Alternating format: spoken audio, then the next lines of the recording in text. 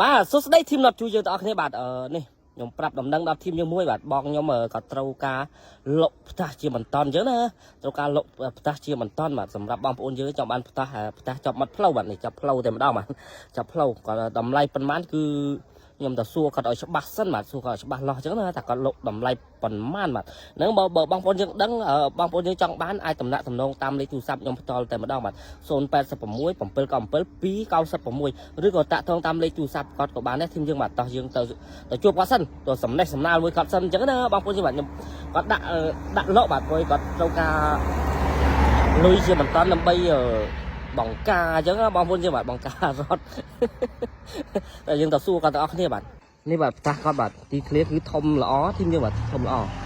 គាត់កំពុងតែអុយអាត្រាក់ចូលនឹងដីឲ្យស្អាតអញ្ចឹងណា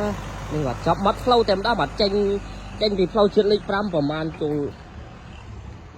500 ម៉ែត្រទេបងប្អូនយើងបាទយ៉ាងច្រើន500 ម៉ែត្រផ្លូវជាតិទេបងប្អូនយើងបាទ500 ម៉ែត្រគឺមកដល់ទីតាំងផ្ទះគាត់តែម្ដងបាទនៅចាប់ផ្លូវព្រោះគាត់នៅជិតខ្ញុំដែរអញ្ចឹងណាបាទហ្នឹងហើយបងប្អូនយើងចង់បានអីគឺអាចតាក់ទងមកតាមលេខទូរស័ព្ទខ្ញុំនឹងបានបាទនឹងសួរគាត់សិនថាតម្លៃប៉ុន្មានអញ្ចឹងណា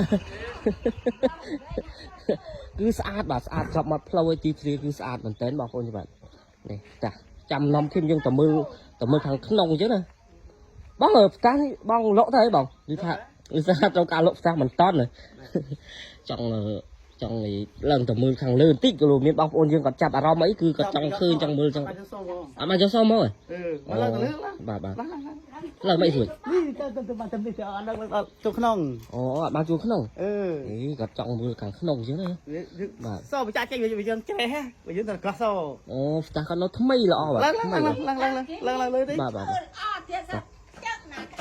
អូចេះអ៊ំទៅណាដែរអ៊ំនេះតានោះនេះអូតានោះដែរមកคุยលេង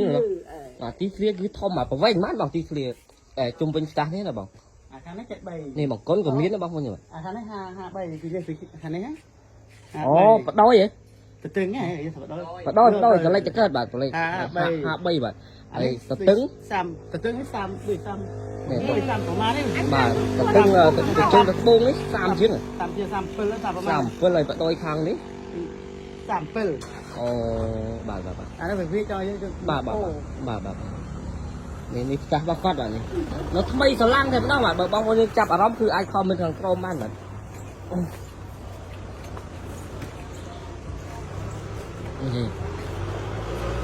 គាត់មកស្អាតបាទ